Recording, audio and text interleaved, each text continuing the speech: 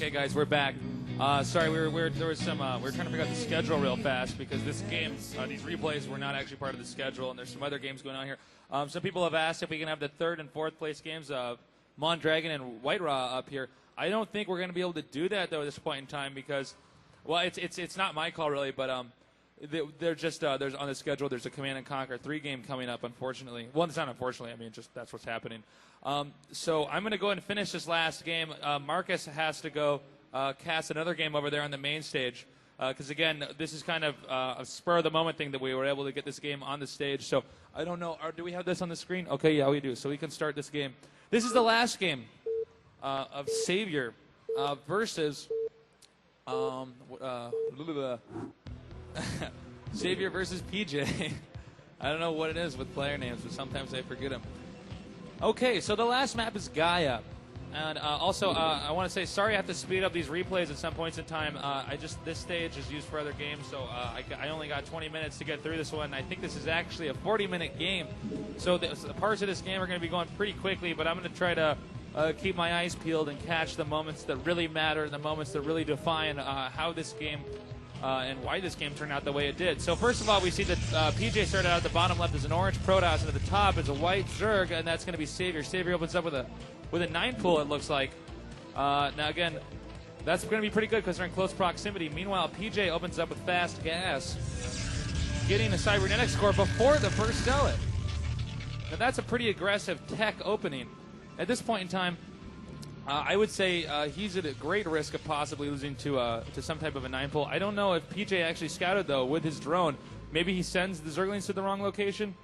We see here, we see here that this probe suddenly realizes, my base could get attacked pretty soon here. Zergling speed now going down. Okay, now this is the unfortunate thing that happened here for PJ, or for SaviOr. SaviOr did not scout early with that drone, so then SaviOr for some reason thought it. I don't know the logic behind it, but for some reason he sent the Zerglings to the farthest spot on the map for just I guess looks like 2 seconds before he realized he was sending it the wrong way, and then turned around. That did give the Zealots enough time to actually get over there and block that ramp. Meanwhile, a starport goes down here at the bottom left expansion. Now it looks like SaviOr gets a lot of Zerglings over here, perhaps wanting to break this ramp. Now you see that the probes over here are blocking.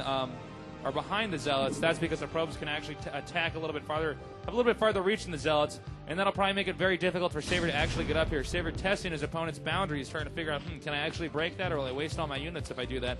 Decides not to do that. Meanwhile, a Corsair is going to pop out very quickly here, and a Citadel now going down, which is a really good sign that there's going to be Templars coming up here soon in the game. Also going to be great to upgrade Zealot legs. SaviOr puts his drones back in gas when he realizes he won't be able to break his opponent's ramp with Zerglings. Meanwhile, Corsair comes out, tries to scout his opponent. Oh, but not before totally owning this poor Overlord, which is right outside of PJ's base. This is pretty typical, though, opener. Doesn't mean SaviOr's bad for losing this Overlord. Protoss can almost always kill at least one Overlord early on in the game, especially because you have to scout with that first Overlord. Notice that SaviOr is also carefully hitting the other Overlord at the bottom right side of the map. Meanwhile, another Corsair pops out. 2 Corsairs already. Will he get a third? No, he won't. Templar Archive is going to go down here very soon. Well, when he decides to do that, I'm not going to try to cast into the future. Okay, there it is. The Templar Archives comes out. So he's going to go standard Corsair DT. I really like this opening. This is actually an opening I use on this map. Well, it's the opening I think is the strongest on this map when I play. Although PJ is a hell of a lot better than me. So he probably is going to do it a lot better than I would have. And here we see Corsair flying through here. Notice once again, he opted to get the Hydralisk Den before the lair. Nice move by him, getting those Hydralisks out here to defend these Overlords so that he can't be harassed too much. Meanwhile, another Zealot comes down here, blocks this ramp. Probe possibly could be used to make a cannon. He also got the Forge. This is a very typical Corsair DT opener. The very logic behind this build is that you get those Corsairs out and push away your opponent's Overlords. You have the Dark Templars so that you can allow yourself to not only expand but harass the Zerg opponent. Meanwhile, you get a Templar and get Psionic Storm. Use that Psionic Storm to kind of defend an expansion. We see a cannon now going up here. Very, very typical but well-played opener by PJ. He's definitely practiced this build a lot. Oh, and another Corsair goes down. Now oh my God, is he going to get this one too? Okay, no, he did not. But you don't want to lose that many Corsairs in a game like, excuse me, you don't want to lose that many Overlords. You don't want to lose Corsairs either. Now we see the Dark Templar coming in here, chasing around those Zerglings. He can kill the Zerglings in one hit. The Dark Templar can, which is pretty good. So he's going to want to get those Zerglings away from there. Meanwhile, he actually made the 3 gateways up here. He's not going to fast expand. He's going to get the 3 gateways, get Psionic Storm, probably get a... Oh, no, I don't think he's gotten Zealot Legs yet, and if he did, I'm sorry I missed it. So he's not going to do some kind of early expansion.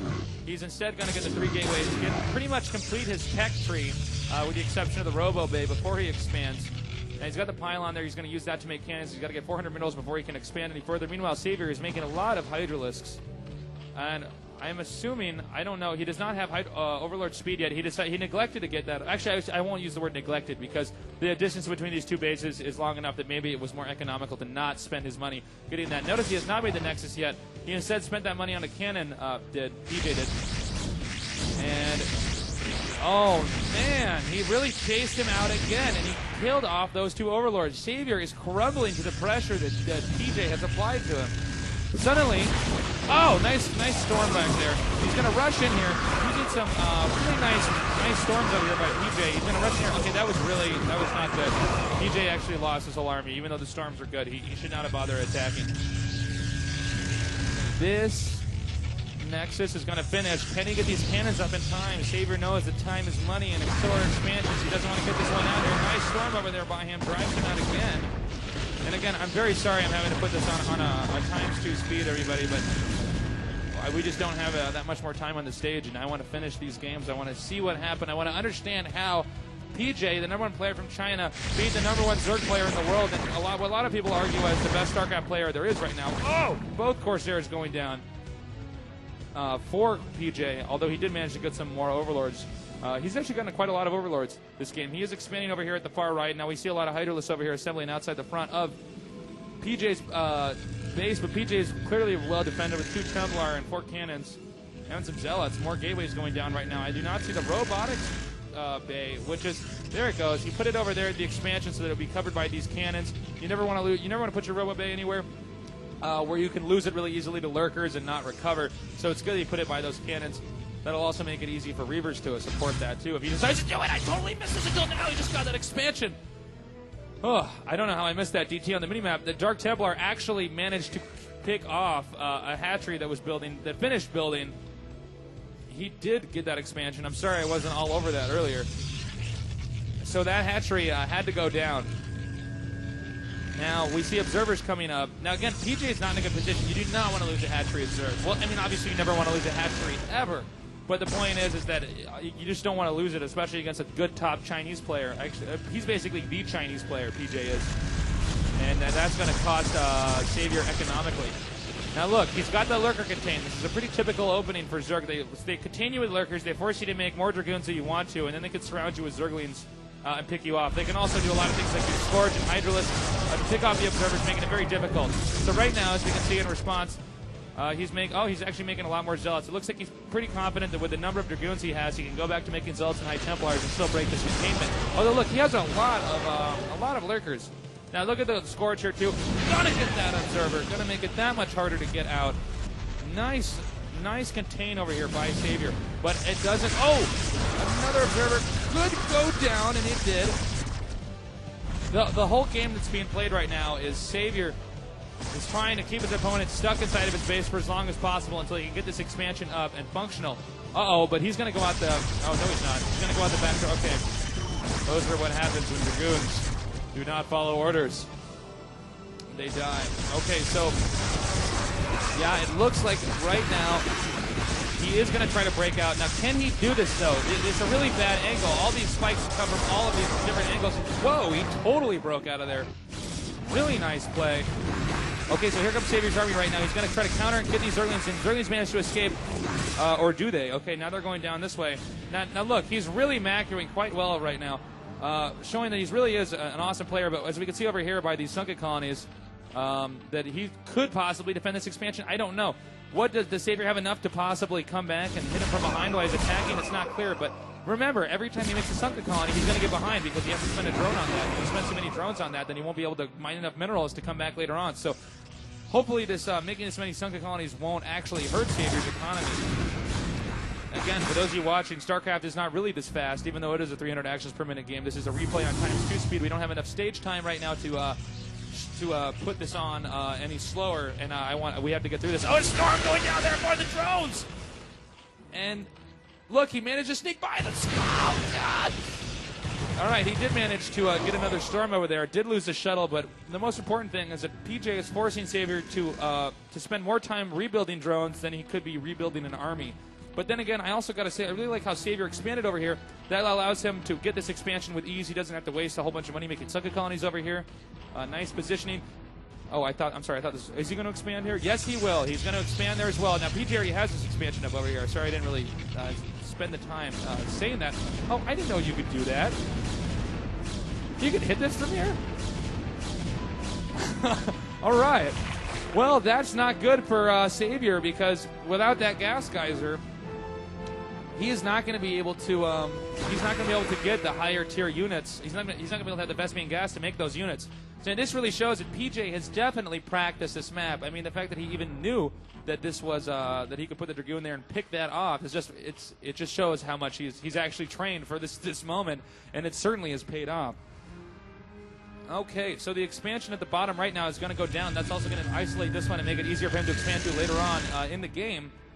Savior getting a few Lurkers, and Zergly's going to try to sneak in over here, but this Reaver is not loaded with Scarabs. This one is. That means he will really only be fighting one Reaver. This is the Special Ed Reaver that didn't do his homework, but it doesn't matter because he held off that attack anyways. All right. Defiler Mound going down right now. Overlord transportation ability going down as well, and I believe he already has Overlord speed. So at this point in time, both players completely finishing up their tech tree. He may try to do. Okay, now we got a really complete army over here. We got Zealots, Dragoons, High Templars.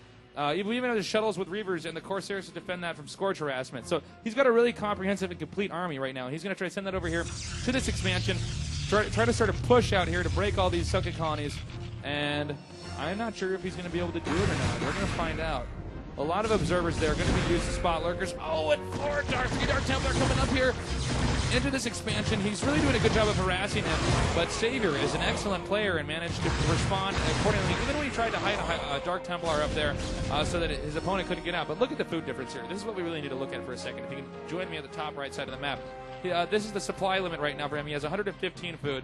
Now, when we look at PJ, he has 178. So, economically, PJ has an assload of units, and that's going to be very difficult for Savior to recover from. So Saviour's fighting off of his back. He's in a headlock right now. He has to figure out how to recover, and he's also going to lose these drones.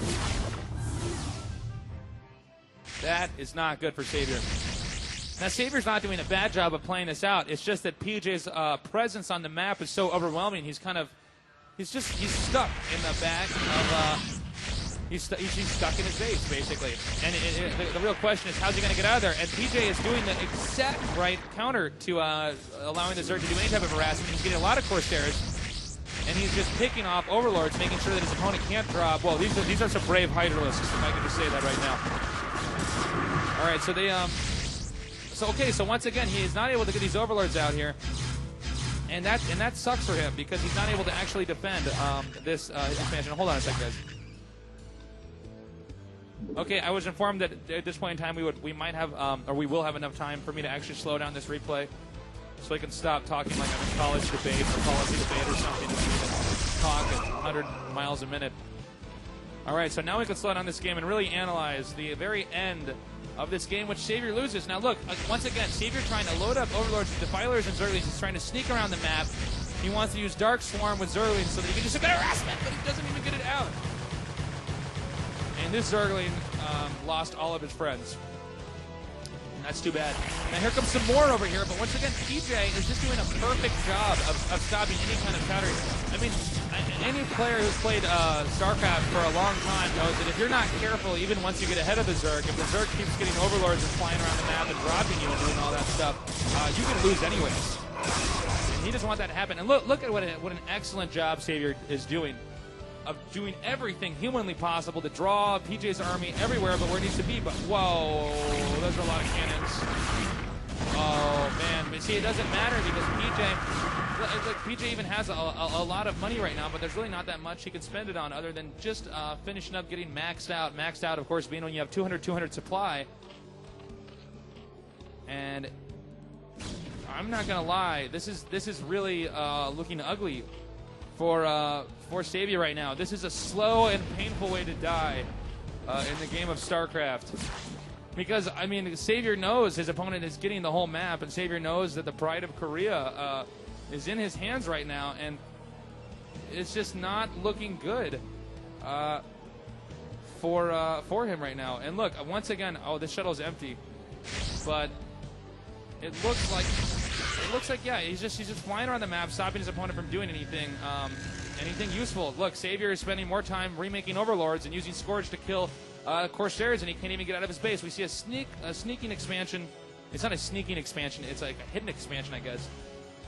He's going to try to expand over here, but PJ already checking that location on the map is going to say, no, you cannot expand here. Drone immediately cancels and escapes. He doesn't want to lose any more money than he already has.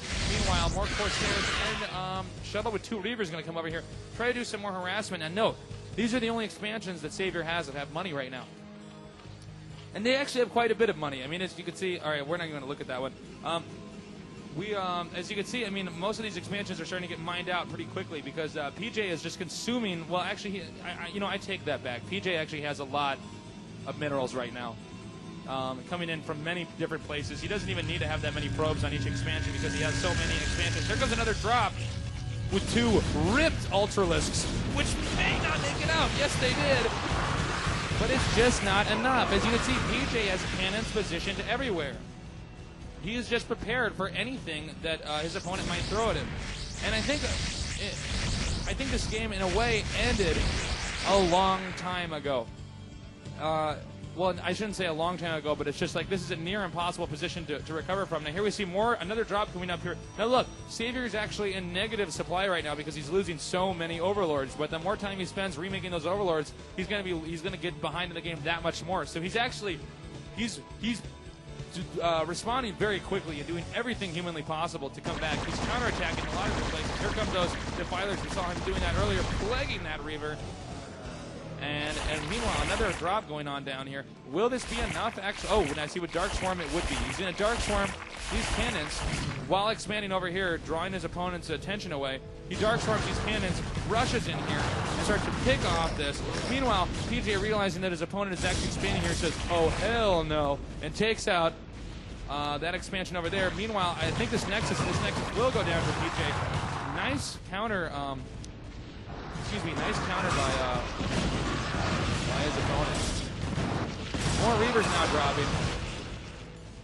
And this is not good for PJ, but it's not bad enough for it to really matter, except that this expansion could get up right now. And if he can get that expansion up and possibly cover it, then this game could drag out for even longer. All right, so we see that PJ doing an excellent job of using the shuttle to be in more places than one. Oh, this Ultralisk is terrified for his life. He's in a very difficult position, SaviOr is. It's almost impossible to recover. I mean, if you just look at the mini-map at the bottom left-hand side of the screen, you'll see it's covered in orange. And look, he's actually going to flank this hatchery. Nice strategy there. And, all right, so we see, once again, SaviOr trying to muster up another counterattack group over here. He is going to go in and do that now. But, look, Reavers, High Templar, cannons. Even when you have Dark Swarm, it won't help that much. But, then again, SaviOr's pretty good, so maybe I'm wrong. It's going to be up to whether or not PJ can get his army back there in time. But remember, money is running out. As if you remember earlier, we looked over there and he had a lot of minerals, but now he doesn't anymore. PJ can basically afford to lose expansions, whereas his opponent, SaviOr, cannot. All right, so at this point in time, look at PJ's minerals. He has a lot more minerals coming in. He's maxed out in his army, so he's not allowed to make any more units in the game. There's a limit to how many units he can make in StarCraft, so he's already filled all that up. That's too bad for him. Well, it's not too bad, but it's just like he can't get any bigger Otherwise, there would be no way for the other player to come back in a game like StarCraft. So, look. If you look at SaviOr's tweet, he's at 146 of 200, whereas PJ is at 194 of 200. So they're pretty much PJ is way ahead, but SaviOr's slowly starting to catch up. And I'm sorry, it's not 146 of 200. It's 146 of 166. So he doesn't have all the overlords he needs. Now, once again, making cannons before he makes the nexus here. He's going to fill up this location with cannons because all PJ really has to do is make cannons everywhere on the map, and those cannons can buy enough time for him to recover. PJ deciding to not expand here again. Instead, got to make a cannon. Oh, he canceled it. But more importantly, SaviOr needs to figure out how he's going to get an expansion. This is what this whole game is boiled down to, is how in the hell is SaviOr going to get an expansion right now? Or at least another one. And he doesn't have any. And last time I heard, SaviOr's overlords or ultralists take steroids, so I mean they're pretty tough. So they might be able to take out this expansion yet again. But whoa, the carriers! This guy's like David Copperfield. He just made a bunch of carriers just appear out of nowhere. Okay, well, all right. I guess while I was too busy looking at all the harassment over here, he made a bunch of carriers. And these ultralists do not look very happy about this. And this is just really bad. I mean, it doesn't even matter that SaviOr got that expansion, because this requires an entirely different unit combination to even recover from. Normally, you see carriers in a matchup like Protoss versus Terran because it's very suiting to do something like that in that matchup. Here goes all the scores right now. I'm going to slow it down. Oh, it was not as successful as it could have been. He got more Corsairs than I was actually expecting there. But still, really nice job over there by SaviOr. SaviOr really showing that even when everything is working against him, he can still come back and recover. Now, will he get this Nexus? SaviOr's doing a pretty damn good job of staying in this game. But it's really a question of, I mean, no matter how good you are, I mean, if a good player does enough correct moves against you, I mean, you can't. There's a point where you can't magically bounce back from even that. Even if your name is SaviOr. Now, looking at this, I'm assuming that he's not paying attention to those units. Again, in a game like StarCraft, you have so many tasks you're juggling the whole time that there's never any moment where the player's actually going to slow down and really think hard. That's what makes the game so difficult, is that they're constantly having to juggle all of these different tasks. And what that really does is it makes the player incredibly fast with his fingers. At his 300 APM, he's able to produce. He's conscious of every action in the game. But at the same time, he also has to outthink his opponent. Use a lot of psychology to outsmart him. Uh-oh. Overlord's full of Zerg guys. Gonna go down. Oh, my God. But it does manage to make it out. Okay. Hero Defiler. Gonna have post-traumatic stress disorder after all you went through in that Overlord. Now look at this aggressive harass style. Okay, this is really impressive. SaviOr is doing so much harassment. He's actually managed to throw up 3 hatcheries really quickly. But PJ seems to be more than prepared for that. PJ sneaking 3 Dark Templar over here in the corner. These guys are too tired to even run, because all SaviOr's been doing this game has been running around the map trying to split up his opponent's army so he can at least get down one of these expansions. And whoa, that could have been overkill had all those scores went in there. Good thing he actually managed to save that. Okay, so instead, once again, the carrier army coming in here. Now, you can almost never get carriers against Zerg, like I was talking about earlier. It's so difficult to do because the Zerg should be able to beat you while you're in the process of doing that. But if you have the whole map and you're richer than Donald Trump, you can afford to suddenly make a whole bunch of starports and get the tech required to make all those carriers. And that is really what threw SaviOr off this game. You can see he has a smaller army because, again, there's a limit to how many units you can make. So now he's just made a different combination, one that is very difficult to fight off once it's actually there. Once you get that many carriers out, it's just very difficult for the Zerg to get. But if the carries are in their earlier phases, he's got a Dark Archon right now. One of the more rare units you see in the game, but it's a good unit nonetheless. And he might be using that to melee storm. Nice storms over there by PJ. And that Templar will go down. Now once again, he's managed to pick off all 3 of those hatcheries in what could have been a critical turning point in the game, and it looks like that would have been SaviOr's last fleeting attempt to somehow recover, and it looks like he didn't. And no, not even the drones will survive this game. It looks like he's going to come right in here and pick off that expansion before it can mine what looked like under 300 minerals that were left at it. And it looks like, wow, yeah, SaviOr's about to be checkmated right now. He's going to run out of minerals, as you can see here. If we check the Vespian gas, it's already been depleted. And that's what StarCraft is trying to take out each other, trying to force each other to not expand while you're expanding yourself, because you use those resources to make units, and those units you can use to take out the expansion. So it's a cycle that you have to keep going, and you have to do that while incorporating strategy, and that's why I think this is the best game ever made. All right, so, I mean, just for looks, I'm going to let us finish this game right here so we can just see what it looks like to watch SaviOr lose the game. And more Scorch coming in here, but does it really matter? No. And again, this is how it happened. Wow. Excellent game here by PJ, and that is how, even Disruption Web has been used this game. Very nice. And, I mean, I know what SaviOr is thinking right now. He's thinking, oh, crap. I lost. But I gotta say, it was really impressive. And he didn't just think that right in the last second. He actually probably realized that. Probably halfway through the game, he realized slowly that he was starting to lose control, that he was losing his grip on the game, and he was doing everything possible to fight back for that. But PJ, in a 36-minute and 31-second game, managed to make sure that SaviOr had never had one opportunity to recover from that. Thank you guys so much for watching.